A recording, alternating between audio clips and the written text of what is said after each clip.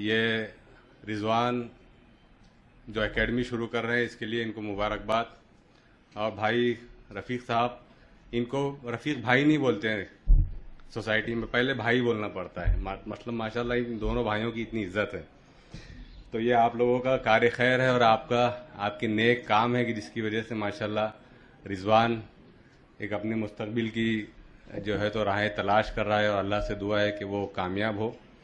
اور رضوان، آپ کو ایجوکیئر پہ نہیں رکنا ہے، بلکہ ہم کوشش کریں گے، آپ کو بھی ہمیشہ کوشش کرتے رہنا چاہیے کہ اس شہر میں نارائنا، آئی سی ڈی اور کون سی کلاسز ہے، ہم امید کرتے ہیں کہ ایجوکیئر ان سب سے بڑی کلاس بنے. اور آپ کو دیکھ کر یہ لگتا ہے آپ جس کنسسٹنسی کے ساتھ لگے ہوئے ہیں. میں خود 2017 سے رضوان کے ساتھ جڑا ہوں. جب بھی حکم ہوتا ہے بھائی رفیق کا، یہ ہمارے بڑے بھائی ہے اس لیے حکم کر سکتے ہیں، تو یہ جب بھی حکم کرتے ہیں تو میں کوشش کرتا ہوں کہ حاضر ہو جاؤں وہاں پر. تو کنسسٹنسی آپ کے لیے بہت مسٹ ہے. یہاں پر بہت سارے ینگ بچے بیٹھے ہیں، بچیاں بیٹھی ہے. دیکھیے، کسی بھی انسٹیٹیوشن کو چلانے کے لیے جو سب سے بڑی ضرورت ہوتی ہے، انسٹیٹیوشن کو بول رہا ہوں میں، آپ کے پڑھنے کی بات بعد میں کروں گا.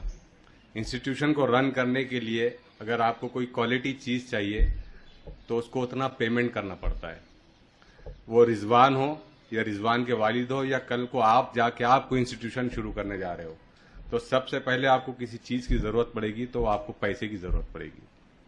اگر ہم صحیح وقت پر رضوان کو ان کے فیس پے کرتے رہیں گے تو رضوان بھی پوری جستجو کے ساتھ اچھے سے اچھے کوالٹی ٹیچرز لا کر آپ لوگوں کو بہترین ایجوکیشن پرووائڈ کرنے کی کوشش کریں گے انشاءاللہ. تو کوشش کیجئے کہ رضوان کے حوصلے کو کم مت ہونے دیجئے. رضوان کوئی لینڈ لارڈ نہیں ہے، یا شارق نقشبندی کوئی لینڈ لارڈ نہیں ہے.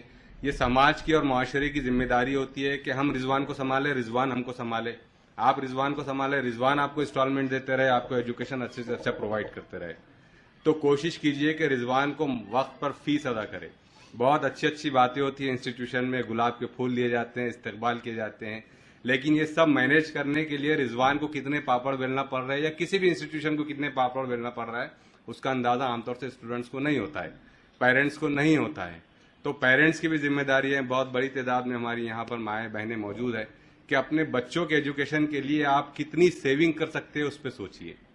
آپ کے گھر میں اگر کوئی پروگرام ہے، شادی ہے، چلا ہے، جمعگی ہے، تو اس کے لیے کپڑے بنانے کے لیے سیونگ ضرور ہوتی ہے، لیکن جب بچوں کے فیس کی بات ہوتی ہے تو وہاں سیونگ نہیں ہوتی ہے. بہت سارے میرے نوجوان ساتھی یہاں بیٹھے ہیں، برانڈڈ شوز، ابھی بلینئر بالکل آفر چل رہا ہے تو برانڈڈ شوز خریدنے کی کوشش کریں گے، جیکٹ خریدنے کی کوشش کریں گے، ہیڈ فون خریدنے کی کوشش کریں گے. لیکن بھائیوں، سب سے پہلے آپ کی ضرورت ہے کہ آپ ایجوکیشن پہ خرچ کریں، آپ سیونگ کریں. آپ کی یہ تمام ضروریات جو ہے تو پوری ہو سکتی ہے جب آپ اچھے سے اچھے مارکس لے کر جب اپنی لائف سیٹ کر لیں گے تو انشاءاللہ آپ بہت اچھے سے اچھی زندگی گزار سکتے ہیں. تو یہ بات ہے ہماری رضوان کو سپورٹ کرنے کی. ہم دامے در میں سکھنے انشاءاللہ ہمیشہ ہمارے بھتیجے کے ساتھ کھڑے رہیں گے، اس لیے کہ اس عمر میں اگر ہم اس کو سپورٹ کریں گے تو یہ آگے جا کر اپنے سے جونیئر کو سپورٹ کرنے کے لائق بنے گا. میری اپنی سمجھ ایسی ہے. دوسری یہ ہے کہ اب بہت بچیاں ہماری ینگ بیٹھی ہے، لڑکے بیٹھے ہیں. اب آپ لوگ لائف کا بہت ٹرن لے رہے ہیں، بہت خطرناک سوئنگ ٹرن ہے اب آپ کے پاس. 11-12 میں آپ آ گئے ہیں، نیٹ کرنے آ رہے ہیں. ضروری نہیں ہے کہ یہاں جتنے بچے بیٹھے ہیں سب نیٹ میں ٹاپ کریں، نہیں ہو سکتا.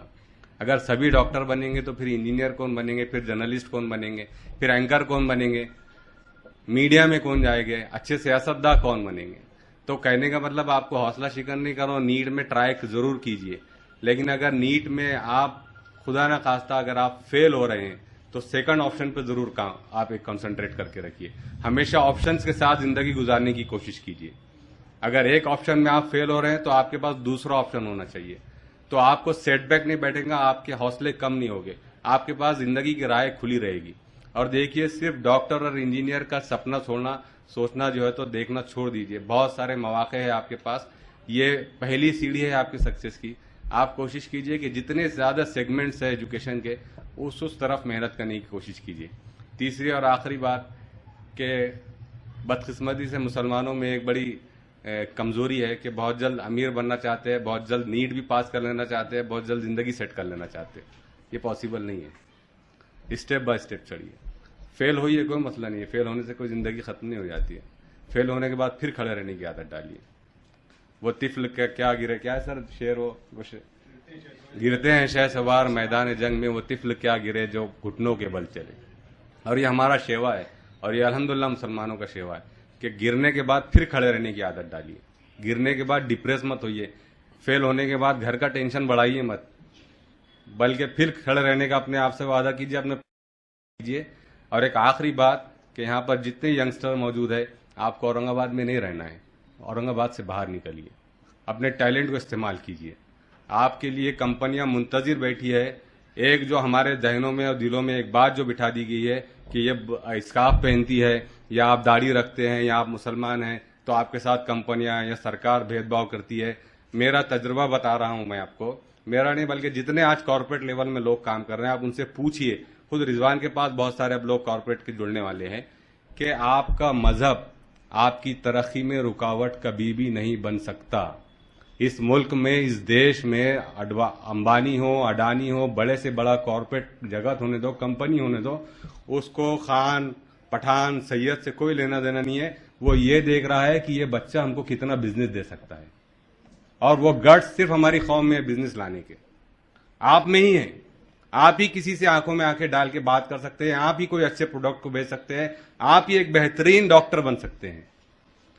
तो कोशिश कीजिए अपने उस एक जो आपको जहनी तौर पे गुलामी में जकड़ा जा रहा है कि स्कार्फ पहन लेंगी तो तेरी तरक्की नहीं होगी।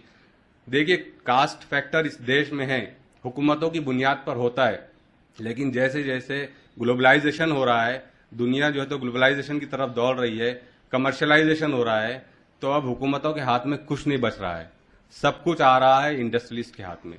तो आपका मजहब आपकी कभी भी तरक्की में रुकावट नहीं बन सकता। आप अपने आप में ये तय कर लीजिए कि मेरा टैलेंट है और मेरे टैलेंट से मैं इस कंपनी को फायदा पहुंचाऊंगा, तो आपके सामने फिर कोई होने दीजिए, कोई आपका कुछ नहीं बिगाड़ सकता है। तो ये कुछ चंद बातें थी जो मैंने अपने तजुर्बे के बुनियाद पर रखा।